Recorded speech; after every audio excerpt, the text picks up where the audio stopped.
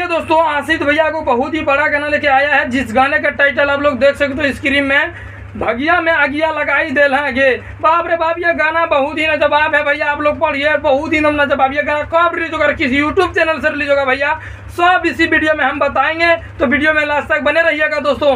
आशित भैया का ये गाना बहुत ही लाजवाब तरीके से, आशित यादव जो भी लाता है मार्केट में कुछ हार्ड और कुछ अलग लाता है दोस्तों। आशित यादव भैया का जो भी गाना आता है वो गाना बवाल ही आता है, तो आप लोग रेडी होकर रहिएगा दोस्तों।